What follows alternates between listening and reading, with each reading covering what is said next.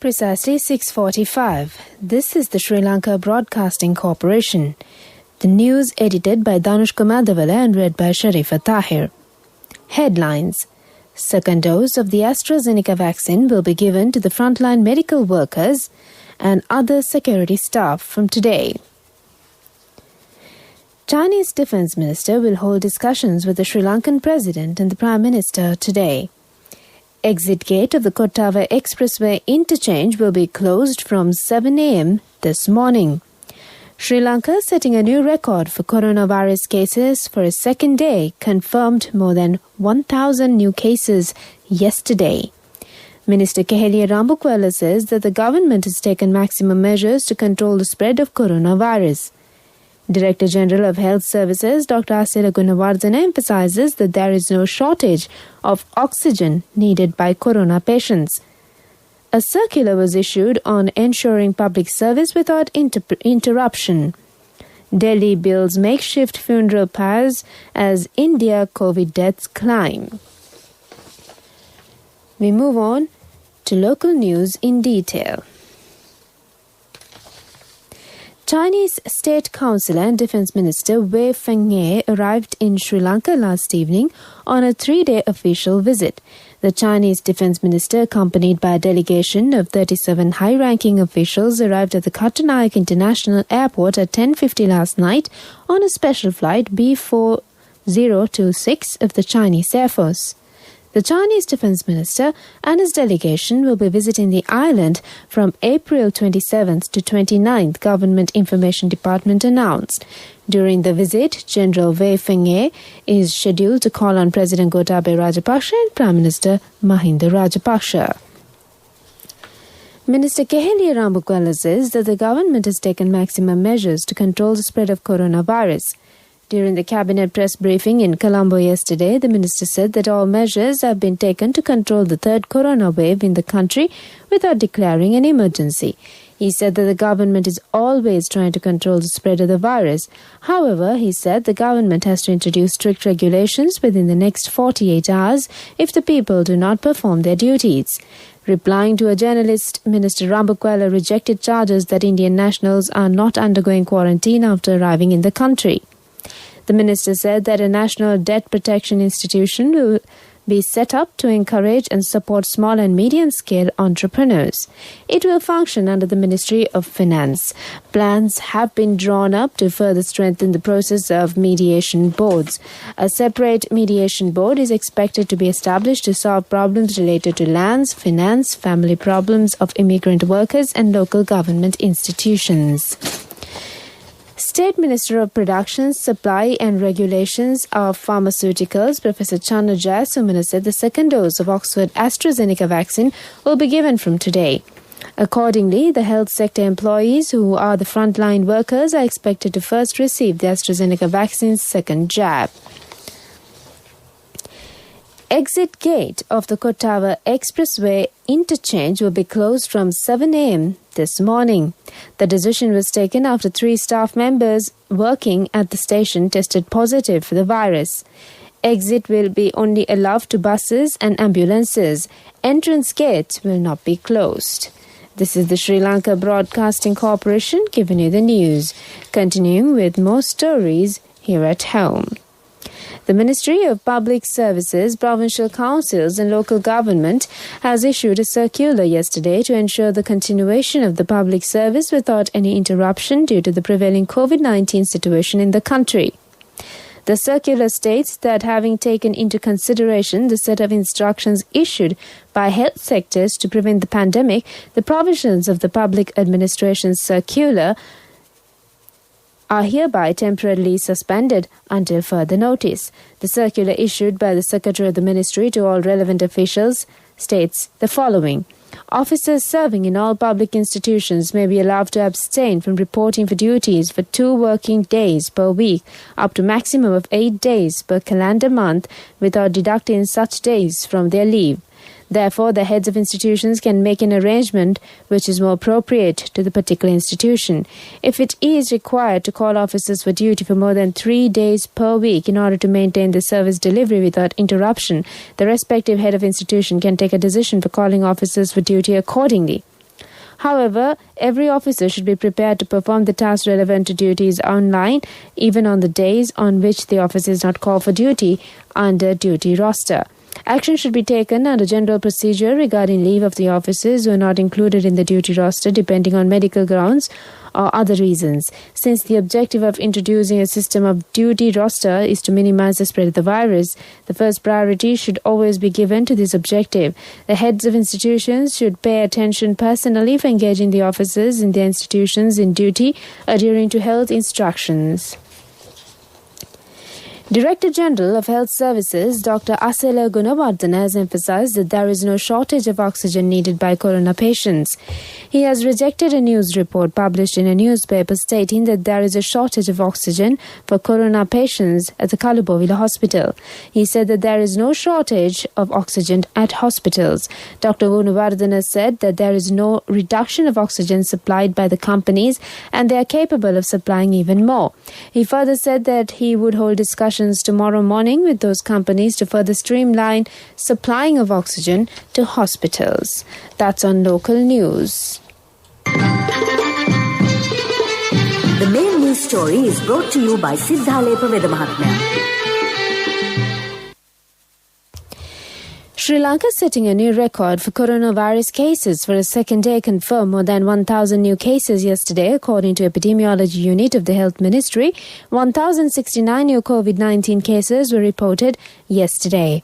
Among the positive cases identified yesterday are 1,082 associates of the Paliagoda COVID-19 cluster, 7 associates of the prison cluster, and 15 persons who arrived from overseas. According to the Epidemiology Unit report at 10 p.m. Tuesday, a total of 103,487 COVID-19 cases have been reported and 7,984 infected patients are being treated at hospitals. No deaths due to COVID-19 were reported yesterday, leaving the total at 647 and 94,856 patients have fully recovered and been discharged from hospitals. That's on our main news story.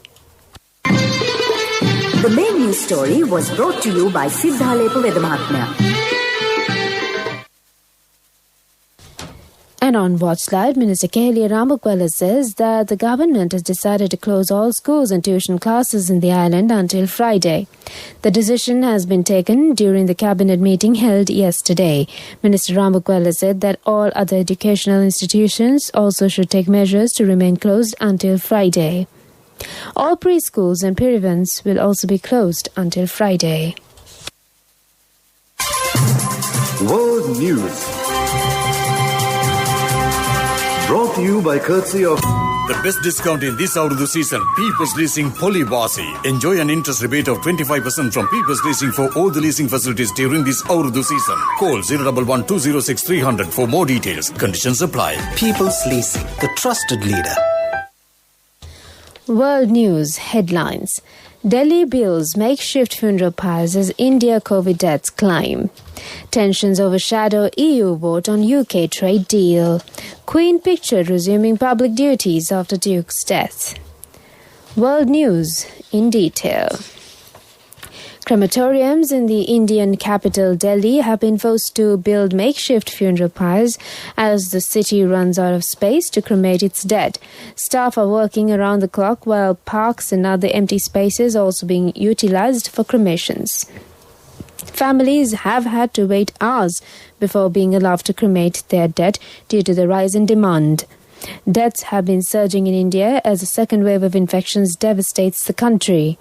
The rising number of deaths, 380 were recorded in Delhi alone on Monday, has left crematoriums in urgent need of space. At the capital city's Sarai Kale Khan crematorium, at least 27 new pyres have been built and dozens more are being added in the nearby park. Officials are also looking for additional space near the city's Yamuna riverbed.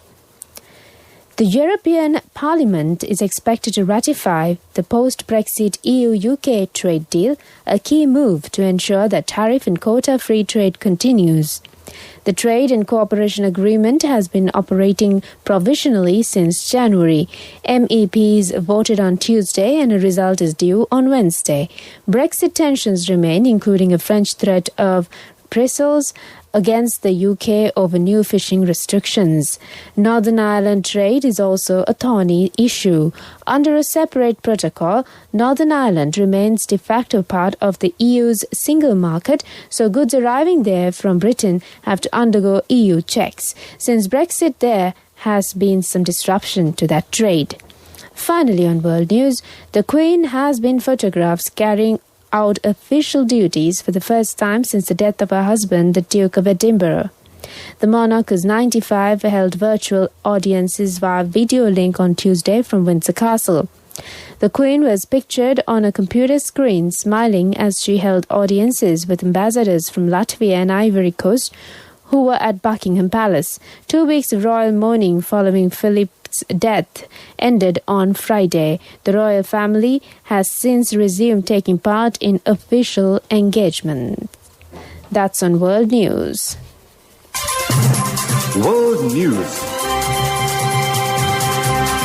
Brought to you by courtesy of The best discount in this Urdu season, People's Leasing Polybasi. Enjoy an interest rebate of 25% from People's Leasing for all the leasing facilities during this Urdu season. Call 011 206 300 for more details. Conditions apply. People's Leasing, the trusted leader. On development news, representatives of the World Bank have supported Sri Lanka's national digital development transformation plans for a technology-based economy. World Bank's country manager for Maldives and Sri Lanka, Cheo Kanda, said the World Bank will provide the necessary support as a partner in the implementation of these plans. The World Bank regional representatives shared these views during a discussion held with the Ministry of Technology and the Information and Communication Technology Agency recently. The discussion was held at the Information and Communication Technology Agency. That's on development news. And on sports news, soccer. Chelsea produced a composed performance to secure a fully deserved draw and a crucial away goal to put themselves in a promising position after their Champions League semi-final first leg against Real Madrid. Thomas Tuchel's side was superior on the night and might even regard themselves as unfortunate not to take an advantage into the return at Stamford Bridge in 8 days' time as they set their sights on a final date against either Manchester City or Paris Saint-Germain in Istanbul on the 29th of May. That's on Sports News. Contributory deposit of 1,000 rupees from NSB when your child enters grade 1. Open a Hapan Children's Service account for your kid today. Higher interest. Conditions apply. Business News. Sponsored by National Savings Bank. The safest place for your money. The sports car maker Lotus has announced that a new model to be called the Emira will be its last conventionally powered car. The new design forms part of a major overhaul of the Norfolk-based business, which is controlled by China's Geely.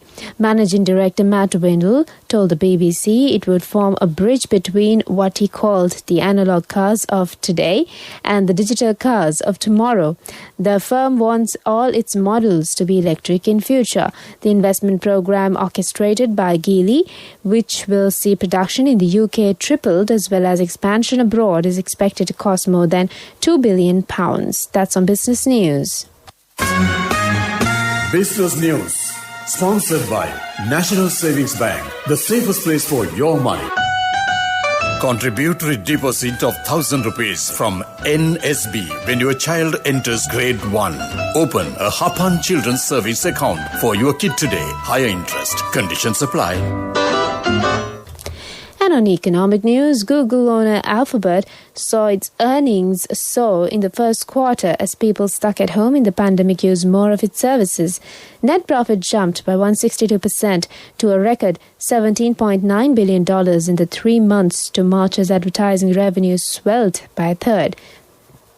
It comes as the tech giant faces increased scrutiny over its power and the pandemic has people turning to the internet more than ever.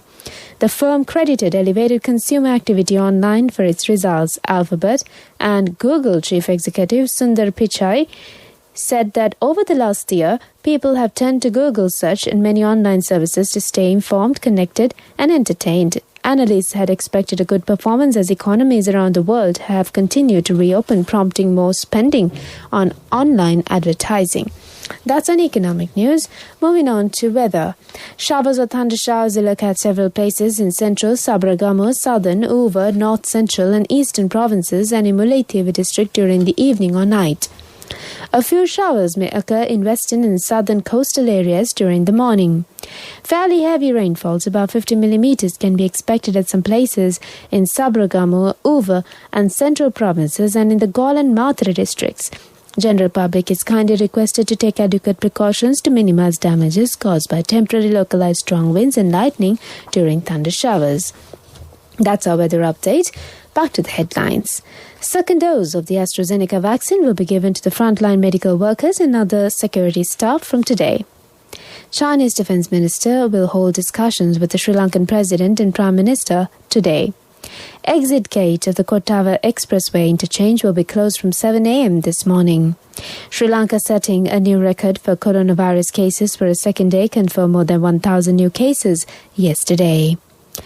Minister Kehelia Rambukwala says that the government has taken maximum measures to control the spread of the virus. Director of Health Services, Dr. Asela Gunawardhan, emphasizes that there is no shortage of oxygen needed by patients. A circular was issued on ensuring public service without interruption. News overseas, Delhi builds makeshift funeral pyres as India COVID deaths climb.